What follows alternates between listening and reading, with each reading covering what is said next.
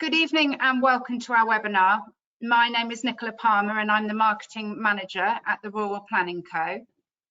This webinar will explore how and when it is possible to get an agricultural tie or occupancy condition lifted. We will hear firstly from Hannah Moule. Hannah is founder of and planning consultant at the Rural Planning Co. Hannah is a rural chartered surveyor and planning consultant with a wealth of knowledge and a huge passion for agriculture and rural business. Hannah also farms alongside her husband in Worcestershire and strives to help farmers achieve their goals through effective use of the planning process.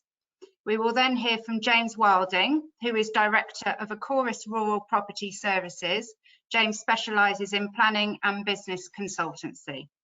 We will be taking questions from the audience during the presentation, so please feel free to post these on the chat and we will cover them off during or at the end.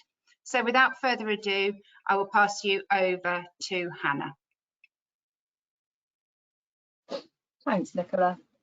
Okay. All right, let's see if we can make the tech work. Is that showing the screen? Yeah.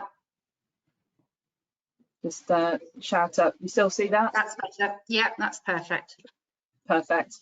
Good evening, everybody. Thanks for joining, and thanks, Nicola, for the introduction. So before I dive into the sort of ways, if it is possible, to get agricultural ties removed, I just wanted to spend a few minutes giving you some of the background to agricultural occupancy conditions or ag ties. So this is what we're going to cover. I'm firstly going to just talk about what is an agricultural tie, just for a minute or two, also called an occupancy condition, what the planning position is relating to that, what they mean, what the effect of the condition is, and then a brief mention about what the effect of value of the property when you have an agricultural tie. After that, I will talk a little bit more in detail about using the method which is called a certificate of lawful existing use, where somebody has occupied the property in breach of the condition for over 10 years, and whether we can use that way of getting the agricultural tie removed. And then James is going to cover how you market the property, when you need to market the property, and the method that involves demonstrating to the local authority that the tie is no longer needed or required. So just to start off with then, what actually are we talking about today? What is an agricultural occupancy condition? So the first thing just to say really is that it is an occupancy condition. An ag tie is the sort of more colloquial version of the of what it's called. They're the same thing, they're interchangeable, and if I say one, I mean the other. So there's no difference between them. So it's important to understand the background to agricultural ties before we can talk about getting them lifted. So the premise is fairly simple, is that when somebody, whether it was you or the person that you bought the property off, or somebody else in the dim and distant past, when that person made a planning application for that property in the first place, they would have made an application for something like an agricultural or a rural workers dwelling. And what they would have needed to have done at the time is demonstrate to the local planning authority that there was a need, a functional need for somebody to live on site in order to run that business. Ordinarily, and general planning policies are such that getting permission for a residential house, for an open market residential house in rural areas is not normally supported by local authorities. So you have to apply under sort of one of the exemptions, and that is something like an ag workers dwelling. Now, when they grant an ag workers dwelling, the tests that they go through in order to meet the ag workers dwelling and give you permission for it are quite high. So what they don't want to happen is that when that dwelling is approved and the permission is granted, what they do is they then add a condition onto the approval decision notice to say that the house must be occupied by an agricultural worker.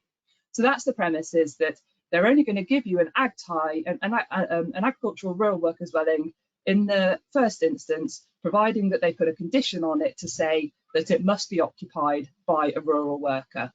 So that's the premise at the start. So the condition is there, it must be occupied by an agricultural worker. The Conditions vary in their wording, and they do vary quite significantly. They have varied and changed over the years. So one that was put on in the 1960s or 70s will be worded quite differently to one that is worded now.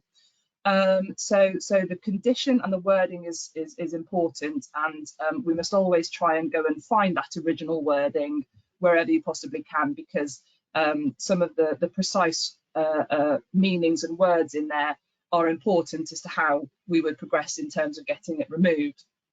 The one I've written here is a modern one, so this is quite a typical new one. You can tell it's relatively modern because, interestingly, it includes it historically has always included, or normally includes, a widow or widower, and now they've included and extended that to be a civil partner. So that kind of dates this one here. But they're normally something similar to this. So the occupation of the dwelling, so this is the condition saying who is allowed to occupy it. The occupation of the dwelling permitted shall be limited to a person solely or mainly working or last working in the locality in agriculture. And there will be some variations of that. It's important to remember that actually anybody can own an agriculturally tied property, but the condition restricts who is allowed to live there. In terms of value, historically, and if you ask most sort of consultants, the rule of thumb is that properties with a agricultural occupancy condition have a reduced value of between 25 and 35%. It depends on the wording and how restrictive the wording of the condition is. And the reason for that, obviously, is that in theory, only a person working in agriculture can occupy that dwelling. So obviously it reduces the value because it is not open market residential value. So we move on to the crux of the webinar, which is, can we get that occupancy condition removed?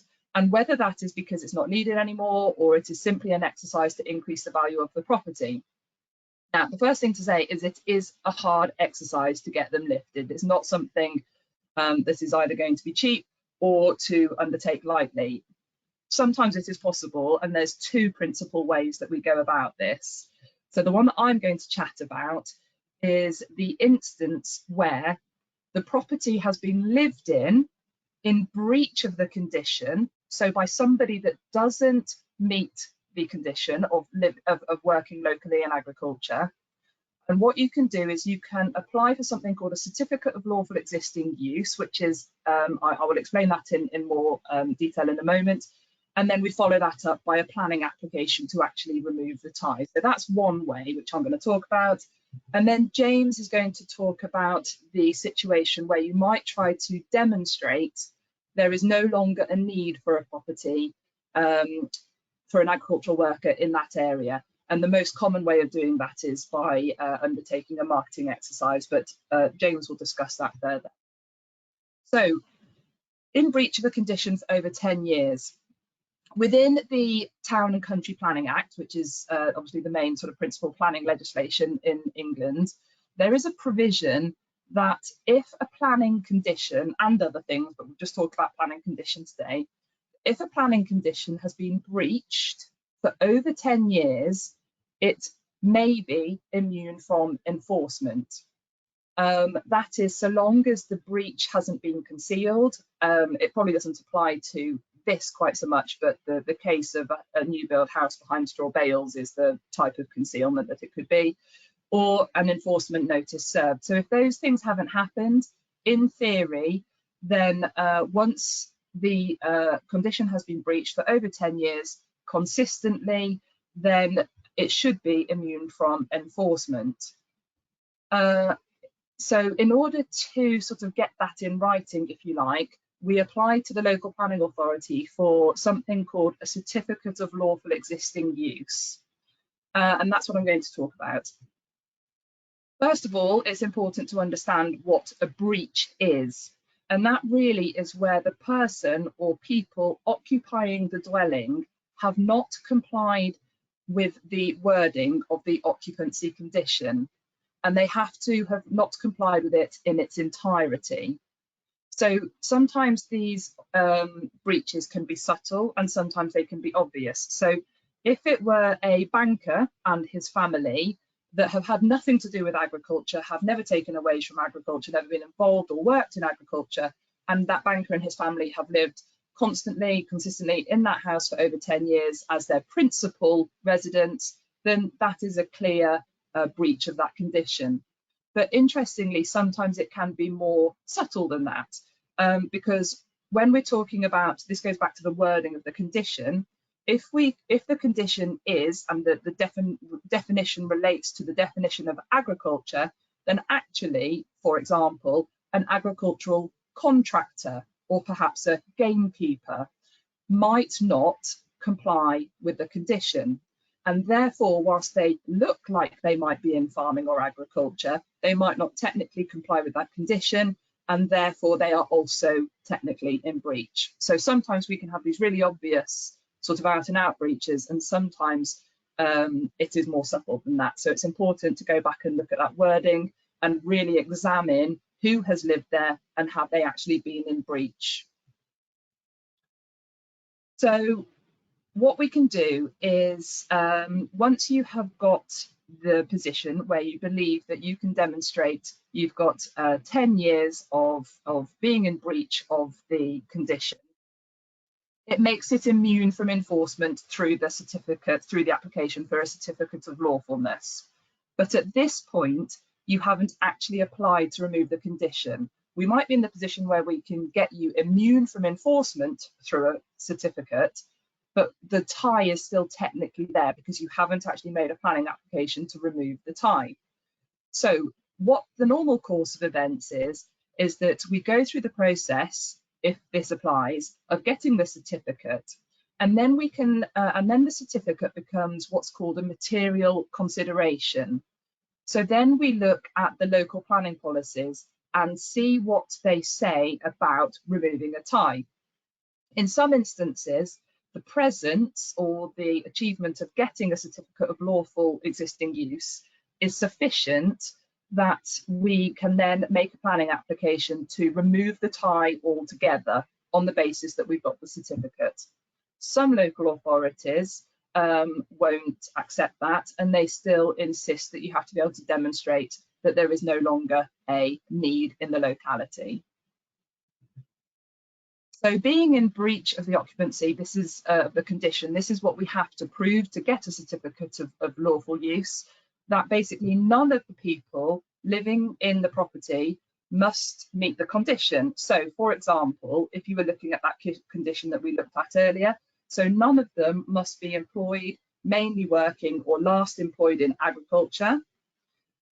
Check out the meaning of agriculture for the reasons I've said. It can't be a widow or dependent.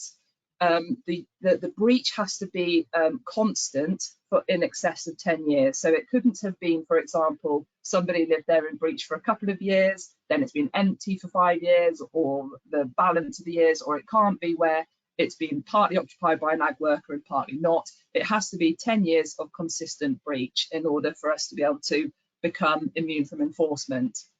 That doesn't need to be the same people or the same person. What we're trying to get to is to establish that the occupational condition has been breached by whoever that might be.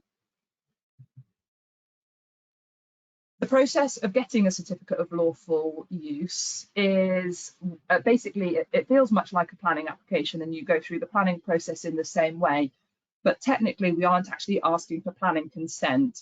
We are applying for a certificate to demonstrate that the local authority agree the breach has occurred and is now beyond enforcement.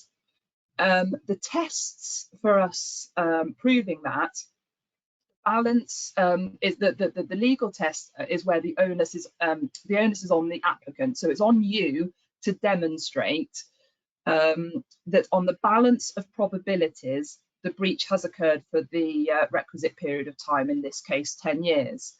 So the balance of probabilities is an interesting case. So an interesting test. We've just got to be able to really kind of get under the skin of what exactly has happened and show enough evidence that a planning officer is going to be able to look at that evidence and deduct that on the balance of probabilities, they agree that the breach has occurred. You don't have to be able to prove it beyond reasonable doubt, but I go back to reiterating that the onus is on the applicant. The onus is not on the local authority to prove otherwise or prove that you have. It is your onus at the time of application. So what we do is we submit an evidence-based application, and we put in all of the relevant information into that application, which is generally a sort of statement of case. And then the evidence that we submit along with it are statutory declarations or statements of truth. And that is normally from the applicant, previous or current occupiers, and in some instances, other persons who know the property and can write a statement of truth to confirm that that person has been in occupation for the required period of time. Wherever possible, we add some physical evidence. So whether that is wage slips to show that you weren't in agriculture or something else. And in some instances, we would look at utility bills, aerial photographs, invoices, all those sorts of things to really kind of nail down and get the evidence really clear on when the dates of the breach started, how the breach started, who was in occupation, and why they don't meet the condition. One little word of warning though is this is really important to get right, because what you're effectively doing by making a certificate of lawful use application is putting your head above the parapet, and we're saying we're in breach of the occupancy condition. And whilst this is a very valuable route to go down, you just got to make sure that you do get it right, because you don't want to do this half-hearted and put in half the evidence. You want to be able to make sure that you are totally in breach for 10 years and that it is clear and unequivocal evidence as we go through and make that application. So I think that's me done really. This is just a little bit about us, which I'm sure Nicola will come on to in more detail. But basically, we are rural planners. We cover everything across England. I'm pleased to say that we have a very high success rate, and we're happy to chat to anybody about any of your projects following this webinar. Thank you. Thank you, Hannah. That's great. So I think what we'll do is we'll pop straight over then to James. We've got a couple of questions which we'll come to at the end. Thank you, James. Thank you very much. Hopefully you can hear me okay. Thank you to Hannah and to Nicola and for the invitation to come on to this webinar, and welcome everybody. So I'll try and not repeat anything that Hannah's touched on earlier, but I think the key thing is with whether it's certificate of lawfulness or you go through the marketing process, is that the onus is on you as the applicant to prove that there is no longer a need for that tie on the dwelling, and you know, in my respects, this is about the marketing process. So in the past, we've had some guidance from government through policy, PPS 7, Planning Policy Statement 7, used to tell us that you know, nobody should feel obliged that they have to stay in occupation unnecessarily, and that in that case, local authorities, you know, should positively consider removal of a tie. Every authority is different in the way that they consider these, and I think you know, in terms of looking at the sort of key considerations, Hannah touched on the wording of the policy, the condition to start with, and I think that is your first port of call in terms of marketing, is what you know, how does it read, and you know, they do vary, and you know, that was a very modern one that you put up there, Hannah, but you know, many of them you could go back to the 60s and 70s, and some of them can be really strange in their wording, and some of them could be specific to the individual.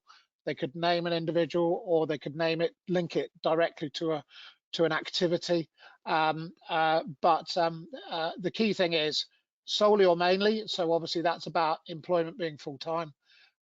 Locality, where you've got a locally, the word locally included in there, then the general emphasis in terms of marketing should therefore be on the local area, and in some cases you might want to go back to the local authority to confirm what that locality is. Some local authorities may look at it as a couple of parishes. They may look at it as the district as a whole. They may look at it as to include possibly neighbouring districts. So you need to go back and clarify that if you're not aware of it. So the key thing, as I say, is look at the wording. That'll give you a good bit of information to go by. Secondly is the local plan. As I said, there's not a lot of guidance out there nationally now. The planning policy framework, NPPF, is silent on it. It talks about conditions generally and in para 56, and it talks about the sort of 6 tests of reasonableness, etc. But in terms of ag ties specifically, it is silent. So you do have to refer to the local plan, and a number of authorities actually within their local plan don't have a policy on ag ties. Now that doesn't mean it's free for all and you can submit whatever you like and you'll always win. But it does mean that you've got a bit more flexibility in the extent of marketing that you do. It's very interesting in terms of the marketing exercise, because generally speaking, what the policy says in most cases is that you've got to show that there's no longer a demand both on the holding or in the area. And on the holding is generally quite easy to do. You're either working hard on the land or you're not. And particularly where you've got either operations that have ceased or you've got land holdings which are very small, it is inevitably very difficult to be able to generate an income and to generate that full-time or near full-time employment. So the key thing is then the focus is on about the demand in the area. And the key thing here is advertising, and it's advertising for rent or sale. And as Hannah touched on, at a discounted price to reflect that tie, and for an acceptable period of time. Now, in many cases, that could be, and it depends on the specific policy, but it could be up to 12 months. In some cases, it could be 18 or even 24 months. Some authorities have adopted a very stringent policy on that, and 24 months is a hell of a time period to market a property, and we certainly consider that to be very unreasonable. In terms of the guide price itself, the starting point is to understand the market value of that dwelling, and if you are talking about a unit that includes maybe farm buildings and some land, remember, as Hannah touched on, we're talking about the property itself, the dwelling, and the discount should only be applied to the dwelling and not any adjoining land that is outside of the garden or any farm buildings. The key in terms of value also is to make sure that you don't want to overinflate the price. And I mean, first of all, and I'll come back to about the dwelling, but in terms of the holding, you don't want to make it, or you don't want it to be seen as being too expensive. And it's very easy to do that with land at £10,000, £15,000 an acre, whatever it might be. You've got to make it as affordable as it can be and as attractive as it can be for the market audience out there. You've got to remember at the end of the day that the spirit of the policy is about protecting dwellings for farm workers. It's not about protecting dwellings for retired farmers who've sold a farm and potentially got £1 million in the back pocket to go and buy somewhere. So it does need to be affordable, and I'll come back to that later. Ideally, when you're looking at generating that guide price, is that it's worth getting 2 or 3 valuations. We're not valuers ourselves, we're planners and surveyors, but it's very good for us to take a hands-off approach when it comes, or arm's length approach when it comes to value. So we tend to get 2 to 3 valuations at market value, and then from that discount by 25 to 30%. Hannah touched on 25 to 35. I think I've known agents marketing properties for anything around 12 to 15%. I know when we did a survey probably 15 years ago, we saw averages of between 8 and 28%. So it does vary, but in terms of the meeting the planning policy and being able to stand up in front of a planning inspector and appeal, I think 25% is a good guide there, unless the policy says 30. Price is relevant, obviously, because it's important to understand from both the vendor and the purchaser's position as to what a property is possibly worth. And in this case, the market value ultimately is driven by a willing buyer, willing seller environment, as it would be in any normal purchasing situation. The methodology is very simple, as I say, and it is what we call in the field the discounting method. You take the market value and you discount to reflect that condition, and that is accepted by authorities, agents, inspectors across the land. And unless you've got something that could demand something otherwise, I would very much stick to that methodology. And it's interesting, just to quote an inspector in an appeal. He said, and I'll read it: the process of valuation is similar in all cases, beginning with an estimate of the open market value of the house based on sales data for properties of broadly similar size and characteristics in the area. That figure is then discounted to reflect the estimated cost of repairs and the limitation imposed by the agricultural tie before the value of any additional agricultural land is added. That goes back to what I said earlier about including any land and buildings if you wish to do so afterwards. There is also the opportunity with land and buildings where they are applicable, is to have them as an option, have them in the background, make them available to people, but in the first instance market that dwelling, because that's all the planning authority are concerned about, or principally concerned about. So assuming the market value by the agent was given in good faith and reflected the market conditions at the time, and did not sort of deliberately misrepresent the value of the property, noting code of practice for residential agents, etc., then that value should be fair and reasonable, and we should then be able to move forward with the discounts to achieve the guide price. Again, I'll go back to an appeal case because I quote this quite often. And the concept of an agricultural occupancy condition was intended to enable those needing to live on a farm to do so as an exception to the normal presumption against new dwellings in the countryside, not as a means to enable those who are financially less well off to live in the countryside. So I think it's important from there is that when we do get interest from people, is that they can't just expect you to accept a discount, a further discount, let's say, of 50%, 40%, whatever it may be, just because they know it's an agriculturally tied dwelling. There is a point of reasonableness where you can turn around and say, look, that value, as you would do in a normal sale, is not acceptable. And I think you have to bear that in mind, and agents need to bear that in mind. So once you've got that guide price, you could look to undertake pre-application consultation with the planners, just to agree the way forward. Get them to agree the valuation, get them to agree the length of time that you're going to market and where you're going to market, so that when you do come to the application process, you should hopefully have chipped away at any concerns they may have. We don't do it in all situations, and in this current market climate when planners are overstretched and under-resourced, etc., is that you could find that you end up waiting a very long time to get a response, or the response you get back isn't very helpful. So I think just bear that in mind. It's not always necessary.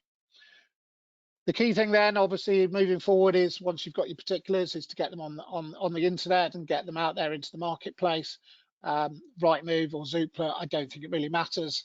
90% of those people think Rightmove's the best way forward, but remember, at the end of the day, you're talking about such a small target audience. You know, the farming population is around about 1% of the working population, so qualified purchasers are going to be few and far between, or they should be. The agent will pop them on their website as well. You may want to do Farmers Weekly advertising, you know, or something similar, Farmers Guardian, or something more local. If again, you know, if the condition refers to locally, then you may just decide not to do any national advertising, which can be expensive, and you might just want to pop it in the local press. So that's something to bear in mind. In terms of the other marketing that can be adopted, we typically will undertake a questionnaire of farm businesses within a sort of 10-kilometre radius, and just to see if they are looking for any ag-tied properties in the locality.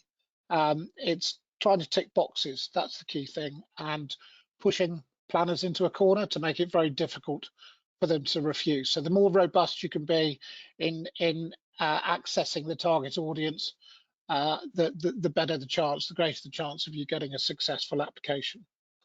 The other thing to bear in mind, and particularly where you are talking about an agricultural occupancy condition, and it is all about agriculture, is that it's quite good sometimes to look on DEFRA census information and have a look at where the particular industry is faring. So if the ag tie relates to a dairy farm, look at dairying in the locality, see whether employment levels have dropped over the last few years, just again to add value to your argument. And then, you know, hopefully by the time you've got to marketing over your 12 months or 15 months or however long it may be, is that one, you've got a very good clear database of interested parties that have come forward.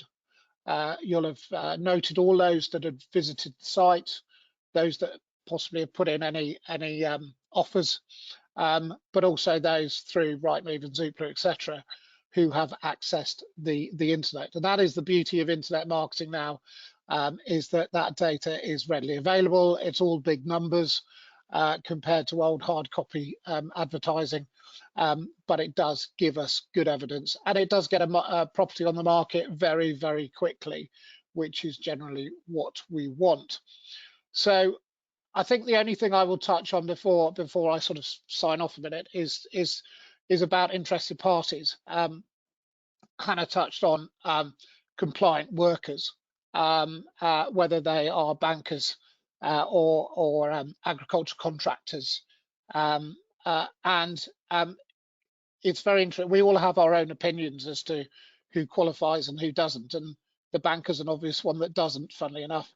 But agriculture contracting is one of those sort of grey areas that when you pose the question back to the planners, sometimes they scratch their head a little and don't come up with a definitive answer. But invariably, we do get people coming forward who are looking to buy an AOC property without any experience in agriculture whatsoever, and they may be perfectly genuine in their intentions rather than just looking for a discounted property. And it's then about really trying to find out as much information about what they want to do. And any queries that you have, advise them to go to the local planning authority. Be very open. We're not hiding anything here. So put the onus back on them. And if they are genuinely interested, then they will proceed with a purchase. The thing to bear in mind about money is that obviously with mortgage rates going up, is that it's actually quite a good time to advertise ag-tied properties.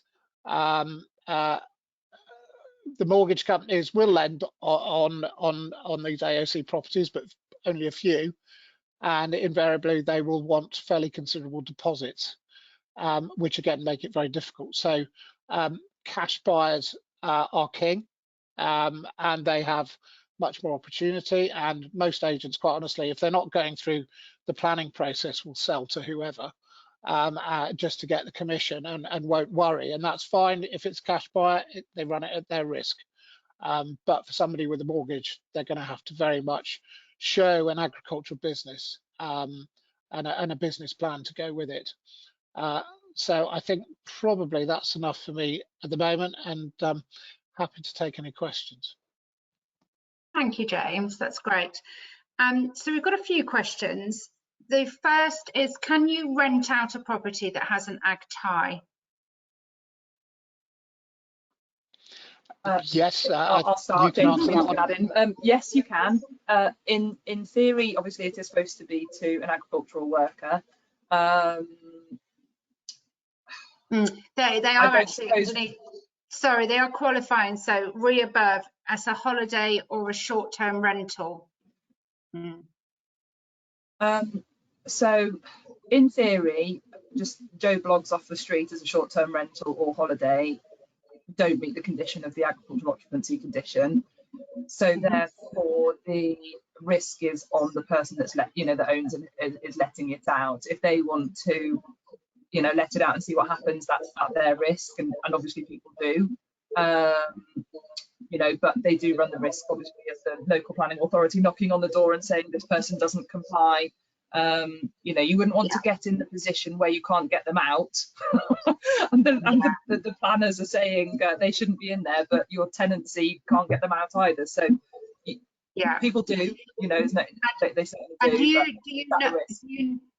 Do you know of instances where enforcement's happened when conditions have been breached?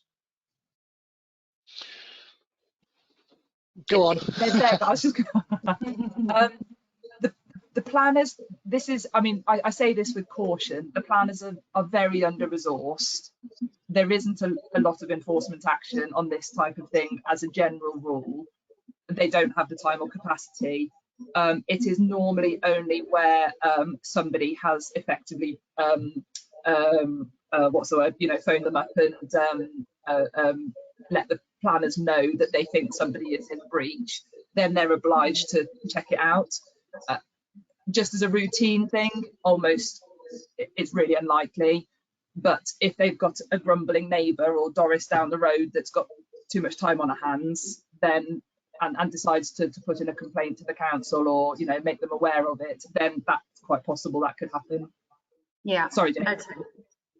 No, the only thing I was going to add is you could also get a grumbling tenant, and if you're looking to get them out and they know full well that it is a tied property, then I have known on the odd occasion that they are the ones that phone up the local authority to complain.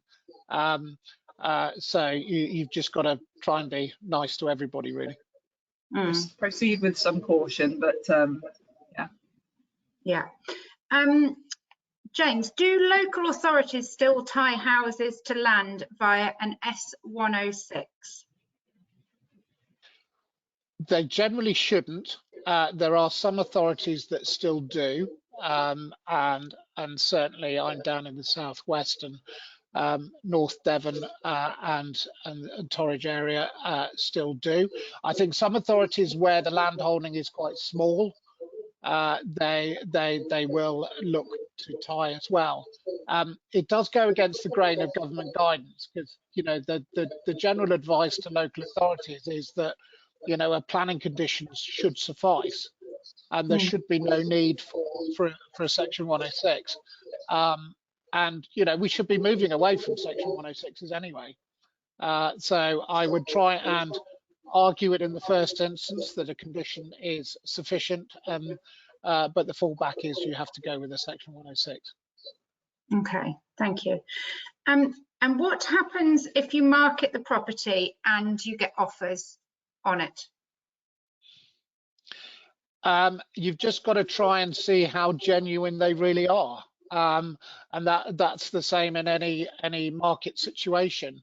Many of them, some may well know that or can sense that this is a planning exercise and not necessarily genuine, and are just there to try and upset the apple cart.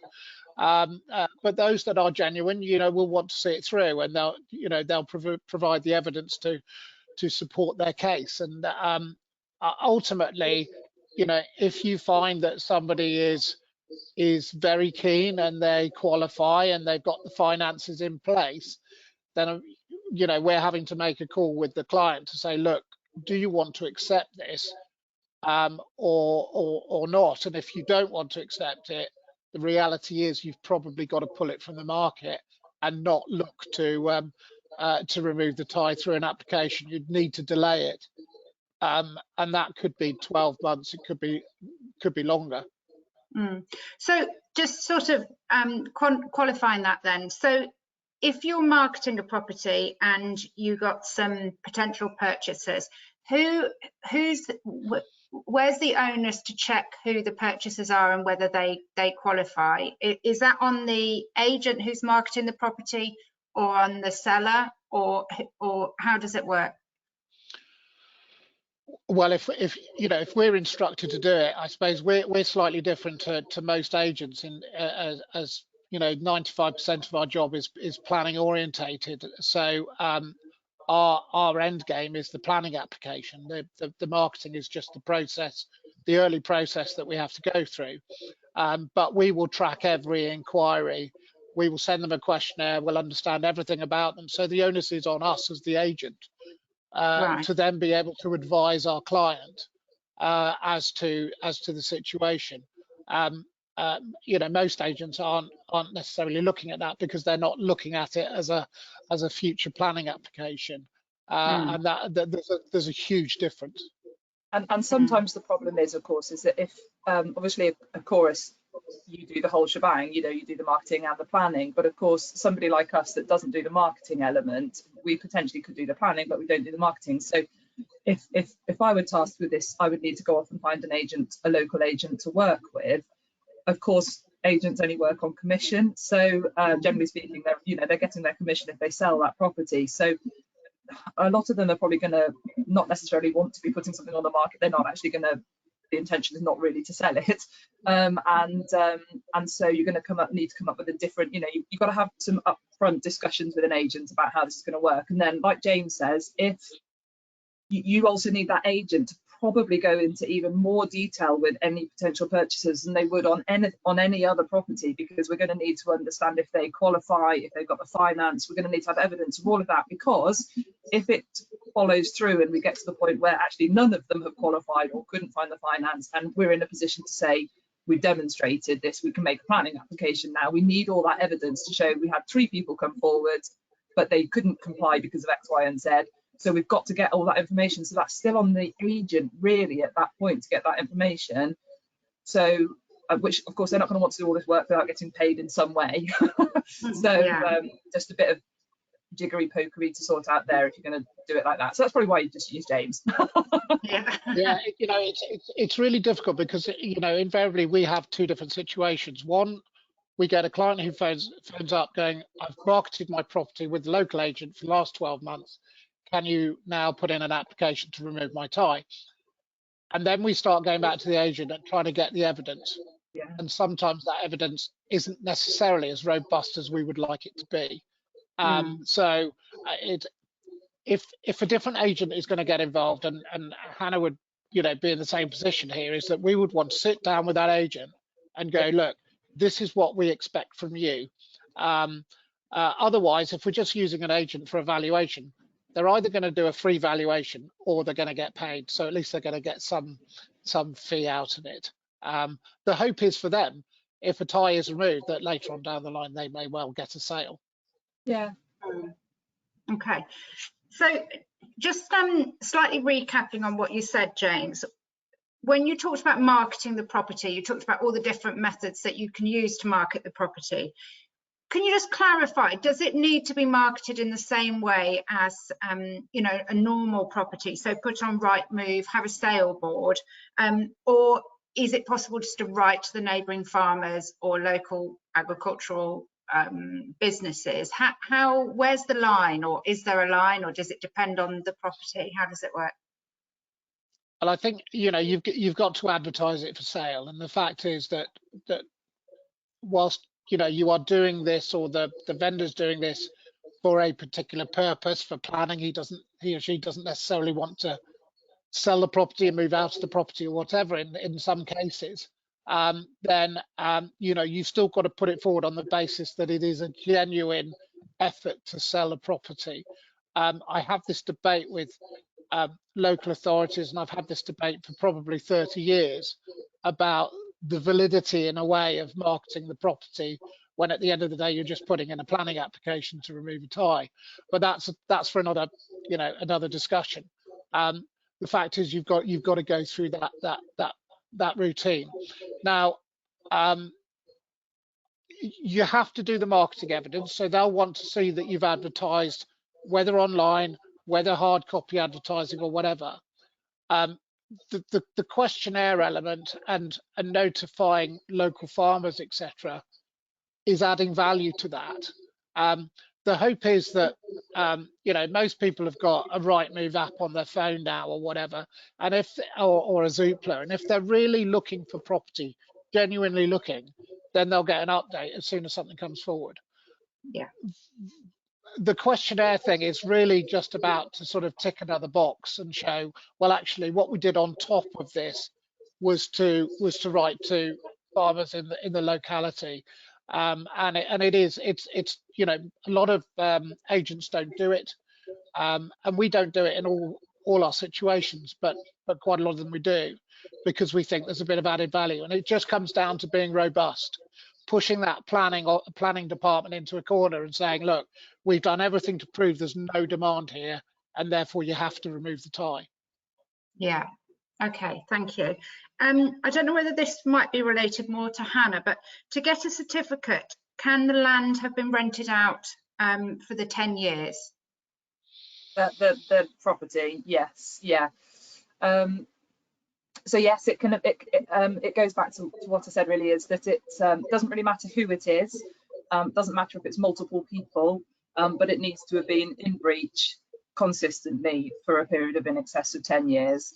That could be 3 tenants, or it could be 10 tenants. The difficulty is with 3 or 10 tenants is ideally for a certificate, you want evidence, ideally from each of those occupiers, if at all possible.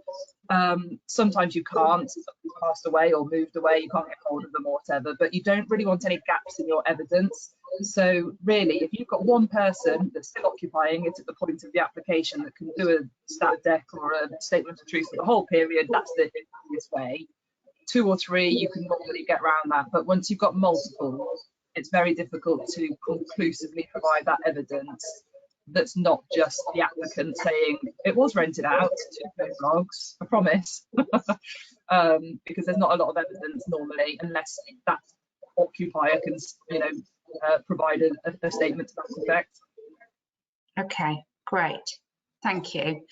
Okay, I don't have any more questions my end. Have you got anything else you wanted to add?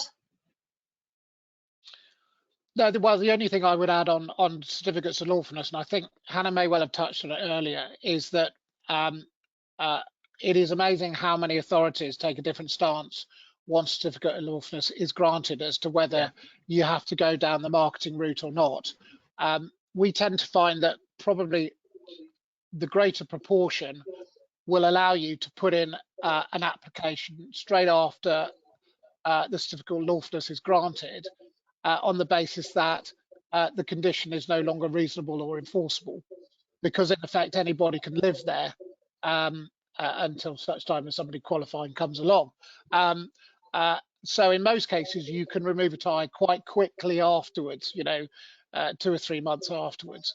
But there are some authorities, and we've got it particularly down here in Devon, where they still want you to go through 18 months of marketing, which is really, really difficult when you've got a condition that all of a sudden has been changed that allows anybody to live there.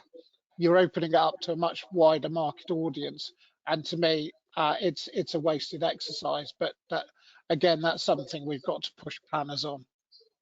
I've got a quick question, James, just out of interest.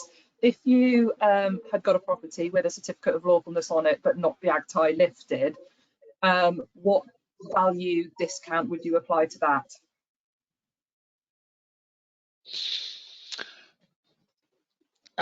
Good question. Good question. I think most agents would probably say about 10 or 12%. I generally go with straight 25. I see no reason to. The fact is, some might want to aim high and try and push the price up. And certainly during the COVID times when property was inflated, we were seeing some rather huge values going up. And so discounting, you could pretty much not discount. If you had a property on the market for 12 months, it would have, the uplift would have been there automatically. But I don't think I'd ever market the property at less than 25%. I always think that agents and potential purchasers sometimes struggle to know what a certificate of lawfulness is or means, and therefore they don't understand what they can and can't do with one. Obviously, a full planning application to just remove the tie is much clearer. Yeah, I do wonder sometimes as to whether if somebody actually does want to just get on and get it sold, or needs evaluation for probate or something else. I've got one of those, what the value of the certificate, but not having the full tie. Okay, yeah. I've got a few more questions come in now, so we'll just crack on with those.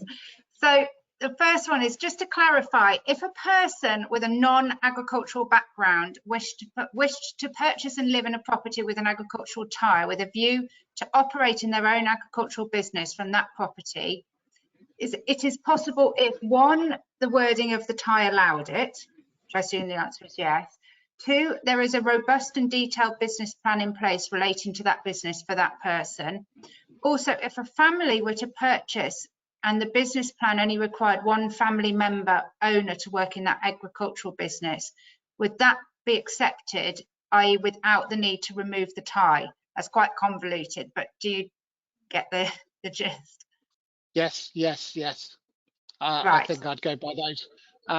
Yeah, I think with anything, particularly with new entrants coming in who haven't got a history of farming, I tend to advise them to go to the local authority just to be sure. As I said earlier, if they're lending money or if they're borrowing money, they're going to have to probably provide AMC or whoever with a business plan. But I would certainly put that in front of the planners so that they are fully aware. There is always that risk if they go ahead and buy anyway, and somebody raises question about their use, then if they've got a business plan to show that they're trying to comply, then in all honesty, the planners would prefer to see that tie remaining than seeing it removed. So if somebody can show every effort to make it work, they'll support you on it, or should do. Okay. Another question, if the acreage on the farm is not large enough to earn a sufficient living from farming, does this add any weight to getting a tie removed? Also, if some form of diversification makes it financially viable, does the income produced from diversification work against getting the ag tie removed? So I'm assuming what he's asking is, the farm doesn't justify, is it enough to say that the farm doesn't justify the ag tie? But if they manage to make diversification work, does that then justify the ag tie? So the tie is on the property, and the property doesn't have to relate to a farm. It's all about the occupier. So the occupier could be working on a neighbouring holding. He doesn't have to be, or he or she doesn't have to be working on that particular unit, unless, of course, the condition itself does have is name specific to that property. So I think that needs to be borne in mind. What was the other part of the question? So the second part was, if some form of diversification makes it financially viable, does the income produced from diversification work against getting a tie removed? Well, again, it comes down to the wording of the condition, and if it's an agricultural tie, and in the example that Hannah gave, it talked about section 336 of the Town and Country Planning Act, is that it's about the definition of agriculture. So you are solely or mainly working in agriculture. You're not solely or mainly working in some diversified activity that is not agriculture. you then get into the question in terms of compliance as whether the qualifying issue is about the time spent working on the holding, or whether it's to do with the income derived from the holding. And if the authorities want to look at it on an income base, and the income predominantly is coming from a diversified non-agricultural means, then again they may well question that, or you may well use that in your argument. We have used that for certificates where the diversified income has exceeded the agricultural income, so and it worked in that wording of the condition that their principal income, or I can't remember the wording, was no longer from agriculture for over 10 years. So, and the other thing I just thought of as well to mention is that in some instances where it suits the occupier, it can be possible to change the wording of a condition so that the condition remains, but you might be able to extend or modify the wording of the condition. For example, we've done them for where it's become an equestrian dwelling, so so you can change it from an agricultural occupancy condition to a person who is working in, say, agriculture and or equestrian activities. Okay. How about a startup farmer? Could they apply to buy / rent an AOC property as a new farmer, mainly employed but diversifying from the start? And then if the new business failed, would they have to leave? I think it comes down to, again, compliance in agricultural terms, and you know, you're only going to be tested if the planning authority knock on the door and question what you're doing, and then it comes down to your business plan or what your day-to-day activities are, and trying to justify it to the planning authority. You know, I suppose in a number of cases, you know, people are looking to get ties removed because they've got a failing business, and they see the only way out is to try and add value. And one of those ways of adding value is to get the tie removed on the house. At least it gives them, or it gives future occupiers, whether that's within the family or outside, it gives them the flexibility to do what they want to do. So if they want to diversify, they can then do so without the risk of a breach of a compliance of an occupancy condition. Okay. I'm not quite sure I understand this question, but if the plans do not show the true build of the finished product that has an ag tie, you can apply for, it's not really a question, you can apply for a certificate of lawfulness after 10 years. Does that make sense to you? Right. Want to explain that to me, the marketing? Well, yeah, it comes down to the validity of the planning, really, more than anything. And you know, one of the arguments that, well, we were talking about earlier, but both of us have probably seen before, is where you know, the dwellings aren't built in accordance with their plans. And if there's a significant change, and it's fact and degree really, then you could argue that your planning permission is null and void, and therefore it doesn't have a tie. So I think that's what they're talking about. Yeah. Okay. I understand. Very precise and careful exercise in working that out. Mm. Yeah. So essentially, what you're saying is, if the property had been built incorrectly at the beginning, then there's potential to say it should never have an ag tie because it wasn't correctly built. Yeah, okay, I understand that. You know, I've been involved in examples before, and some of them, you know, literally you're talking a couple of meters difference, or they may even be orientated in a slightly different way, where planners have gone, no, you know, that's still, would still be content with that. It's not a material change, and then, isn't it? Yeah, exactly. And then on the odd occasion, you see one where it's sort of 100 meters away, and then you've got more of an argument.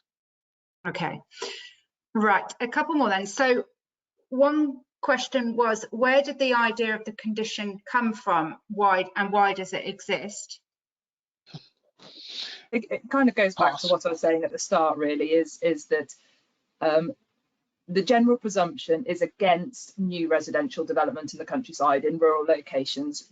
Planning policies want new residential development built in sustainable locations, which is near or adjacent to settlement boundaries in the main. So, the general presumption is that, and this is national and local policy, we don't want you to build houses in the countryside in non-sustainable locations.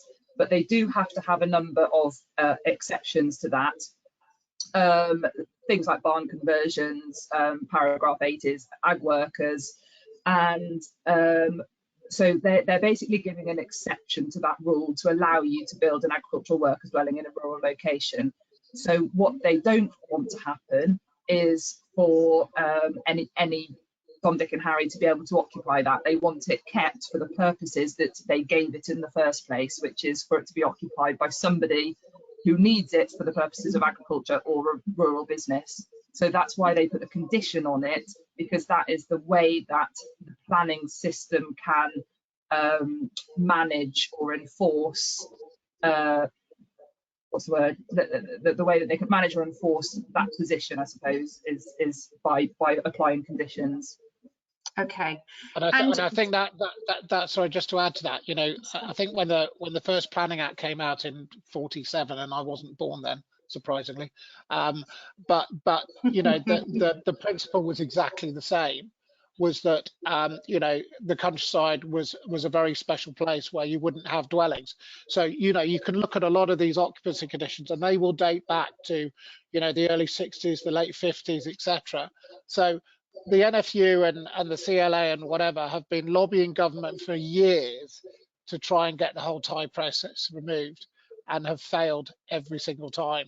So it is very clear that the planning authorities, that, you know, the local government association, etc., are very clear that it must still continue in this way. Question mark about the Section 106 tying of the land, but occupancy conditions very much still have to be in place.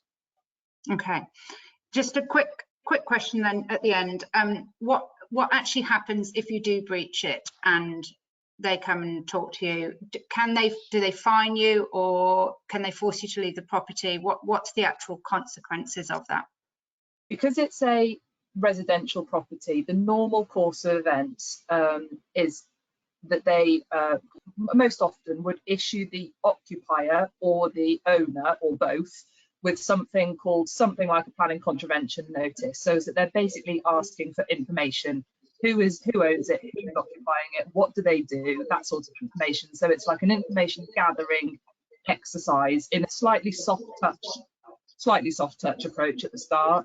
They rarely slap an enforcement notice on right from the start, because they've got to gather that evidence to begin with. So as they come along, then the purpose of that is for the enforcement team at the local authority to try and ascertain whether the person that's occupying it is in breach or not.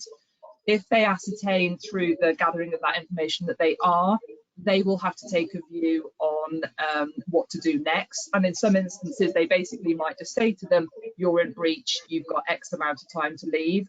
In some instances where they, and this is a whole nother realm about why and when they actually serve enforcement notices. An enforcement notice is a legal notice that sits on the property. And that would be the worst case scenario, is that you get an enforcement notice in order for that person to leave and vacate, and for it to either then become empty or be reoccupied by somebody that complies. Okay. So yes, in theory, in the fullness of time, if they decide that you're in breach and they know about it and they get that information, they could serve an enforcement notice too. Okay, brilliant. Thank you. There are a few questions, but some that we will come back to you, if it's okay, separately, so we can do that, and we can pass any relating to marketing of properties to James. So we will do that after the event. I will just, as Hannah sort of mentioned earlier, just tell you about the Rural Planning Company. So we are a team of highly skilled and experienced planning consultants with a combined knowledge of 160 years. So the planning consultants work together on a lot of projects and share that knowledge. We're very friendly and approachable, and we specialise in agriculture, equestrian, rural business and residential. If you do need any help, one thing we do is we have project appraisal, site appraisal service. So if you are looking to find out anything and would like a site appraisal, then please do contact us. We have a site appraisal level, which is £300 plus VAT, but if you wanted to use the code WB8023 after this webinar, then we will do that at half price, so £150 plus VAT before the end of December. So please do contact us, and if we haven't covered your question, I will make sure that it's either sent to James if it's suitable for James, or we will cover it ourselves. So just to say thank you very much to James and Hannah for joining us, and hopefully that's been useful for people. Thank you. Thanks, James. Thank you. Thanks very much. Thank you. Have a good evening. Bye. Bye-bye.